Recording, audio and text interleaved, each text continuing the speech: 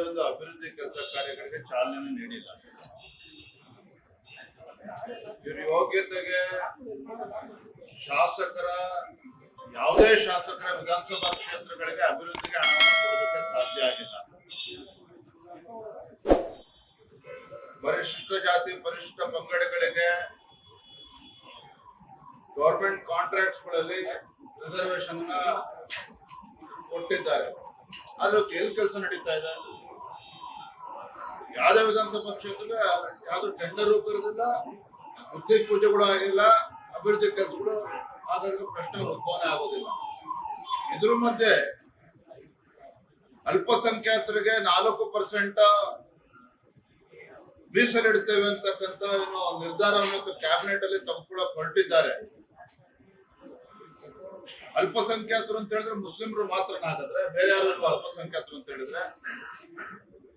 ಈ ಕಾಂಗ್ರೆಸ್ ಸರ್ಕಾರದ ಅಲ್ಪಸಂಖ್ಯಾತ ತುಷ್ಟೀಕರಣದ ನೀತಿಗಳು ಇವತ್ತು ರಾಜ್ಯದಲ್ಲಿ ಬೆಂಕಿ ಎತ್ತಕ್ಕಂಥ ಕೆಲಸ ಮಾಡೋದಕ್ಕೆ ಹೊರಟಿದ್ದಾರೆ. ಇವರು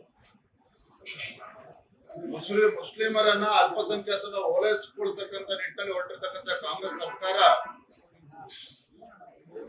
ಬೇರೆ ಇತರ ಎಲ್ರಿಗೂ ಕೂಡ ಅನ್ಯಾಯ ಮಾಡಕ್ ಹೊರಟಿದ್ದಾರೆ. ನಾನು ರಾಜ್ಯದ ಮುಖ್ಯಮಂತ್ರಿಗಳಿಗೆ ಆಗ್ರಹವನ್ನ ಮಾಡ್ತೇನೆ, ತಾವು ನಿಜವಾಗ್ಲೂ ಕೂಡ ಅಹಿಂದ ನಾಯಕರೇ ಆಗಿದ್ರೆ, ನಿಜವಾಗ್ಲೂ ಕೂಡ ತಾವು ಅಹಿಂದ ನಾಯಕರೇ ಆಗಿದ್ದಿದ್ರೆ ಇಷ್ಟೊತ್ತಿಗಾಗಲೇ ಅನೇಕ ಹಿಂದುಳಿದ ಸಮಾಜಗಳೇನಿದ್ದಾವೆ ಆ ಸಮುದಾಯಗಳಿಗೆ ಇವತ್ತು ಆರ್ಥಿಕ ಶಕ್ತಿಯನ್ನ ನೀಡಿ ಗುಡಿ ಕೈಗಾರಿಕೆಗಳನ್ನ ಪ್ರೋತ್ಸಾಹ ಕೊಡ್ತಕ್ಕಂಥ ನಿಟ್ಟಿನಲ್ಲಿ ಕೈ ಜೋಡಿಸಬೇಕಾಗಿತ್ತು.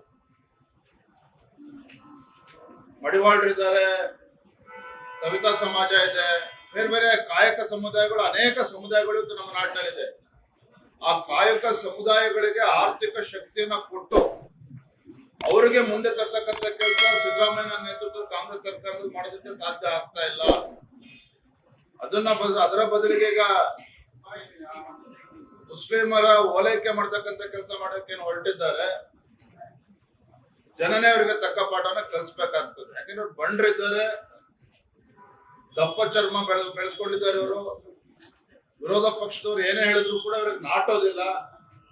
ಹಾಗಾಗಿ ಅಧಿವೇಶನ ಸಂದರ್ಭದಲ್ಲಿ ಈ ರೀತಿ ಒಂದು ನಿರ್ಧಾರವನ್ನ ತಗೊಳ್ಳೋದಕ್ಕೆ ಕೈ ಹಾಕ್ತಾ ಇದ್ದಾರೆ. ಸದನ ನಾವು ಪ್ರಶ್ನೆ ಮಾಡ್ತೇವೆ.